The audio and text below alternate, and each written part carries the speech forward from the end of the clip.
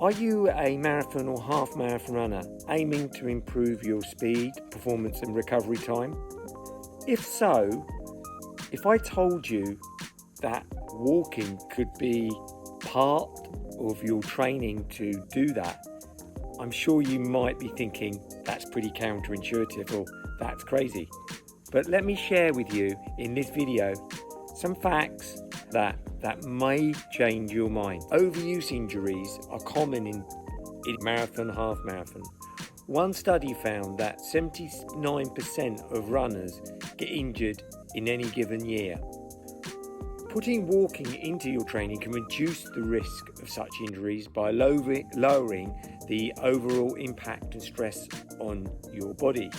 So just imagine that you could use it in recovery, or you could even do walk, run in your training if you are getting a lot of injuries. And a lot of runners will resist walk, run from an egotistical point of view. But if your body is telling you that running for a certain time, duration or intensity is causing you injury, then run walk is a really good option for some runners. And if you're interested, somewhere around this video I've done a previous video on run walk, and my finger is pointing up because I don't know where the video is going to appear. And as I've alluded to as well, improved recovery. Walking can enhance recovery by promoting blood flow and flushing out lactic acid, which can build up during, say, intense exercise like speed workouts. A study in the Journal of Sports Science found that active recovery like walking can help reduce muscle soreness after endurance exercise. And I just want to add here that you've got to look at fight or flight. So, for example, when we're doing a lot of running or life in general, we tend to be in fight or flight. What we want to do with our recovery is get into more kind of rest and digest mode, and walking is particularly good for that. Then you can use it for fatigue management. Marathon and half marathon training can obviously be very exhausting. Mixing in walking intervals, like I mentioned earlier in the video, can really help conserve your energy and reduce fatigue. I mean, it's really about leaving your ego at home and meeting yourself where you presently are at. It's great for training adaptation. Walking can act as a form of active rest, enabling the body to adapt to high volume training. So for instance, I use it a lot when I'm doing intervals. So many runners don't utilize the rest period in intervals, and by that, in the speed segment of the interval, don't get the best results.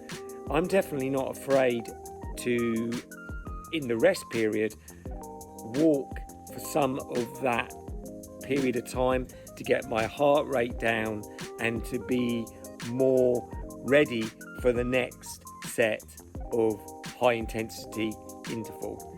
And lastly, and probably most importantly, weirdly, walking can help runners build up endurance and improve cardiovascular health.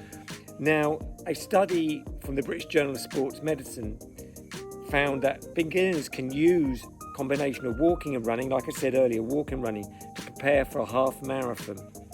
I want to add to this is that it's not just beginners, because it's not just about walk, run.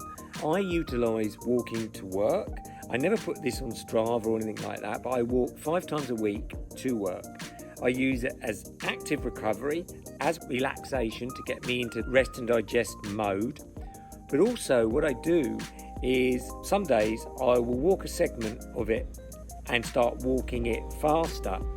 Now this is really good for stretching out the tendons, and I can get my heart rate up really quite well.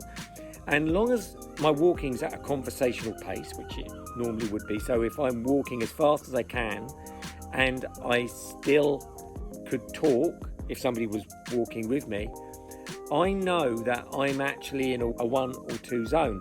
Now, if you can't talk while you walk, then slow down. But it really meets you where you're at, and it does stop most runners who would probably, if they find it difficult to stay in a 1 or 2 zone because they tend to run too fast. By walking at a high pace and keeping it conversational, you can actually get some really good aerobic benefits. And I really feel that walking, whilst really good for beginners getting into running or getting back into fitness, people coming back from injury, I really think sometimes walking is kind of looked down upon by more experienced runners. And I think you can, as mentioned, utilize walking in many ways, even as an experienced runner. But the last part about actually building up your endurance with walking, I've found to be very true with myself, particularly when I've been walking to work.